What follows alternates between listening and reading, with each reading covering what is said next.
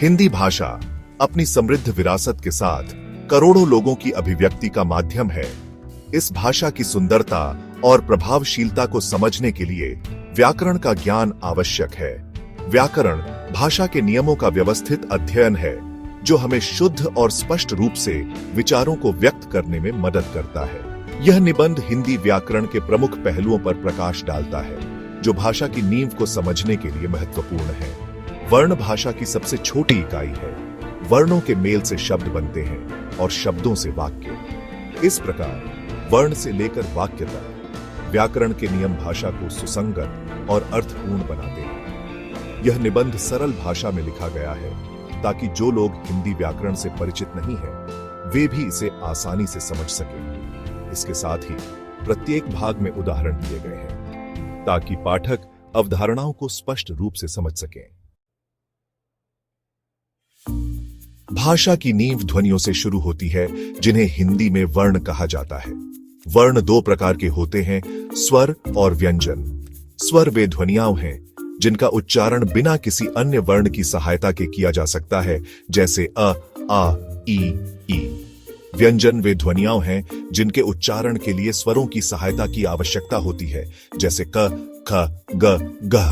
अयोगवाह जैसे अन और अह स्वर और व्यंजन के बीच की ध्वनियां हैं। वर्ण मिलकर शब्दों का निर्माण करते हैं जो विचारों को व्यक्त करने की मूल इकाई है।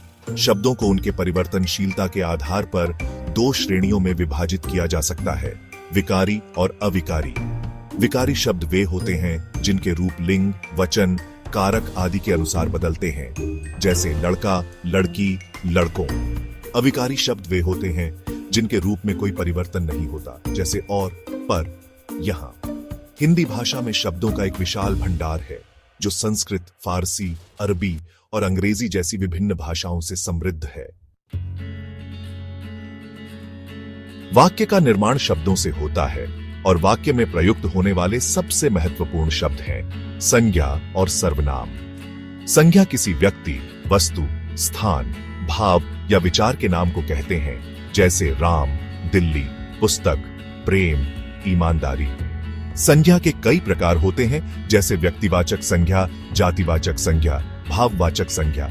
सर्वनाम संज्ञा के स्थान पर प्रयुक्त होने वाले शब्द होते हैं, जैसे वह, यह, तुम, मैं। सर्वनामों का प्रयोग वाक्य को दोहराव से बचाने और उसे संक्षिप्त बनाने के लिए किया जाता है। संज्ञा और सर्वनाम वाक्य की नींव का निर्माण करते हैं और इनके बिना किसी भी विचार को स्पष्ट रूप से व्यक्त करना असंभव है। संज्ञा और सर्वनाम वाक्य के कंकाल का निर्माण करते हैं, लेकिन वाक्य को अर्थपूर्ण और रोचक बनाने के लिए विशेषण, क्रिया और क्रिया विशेषण का प्रयोग आवश्यक है। विशेषण संज्ञा या सर्वनाम की विशेषता बताते हैं, जैसे सुंदर, लंबा, छोटा, मीठा।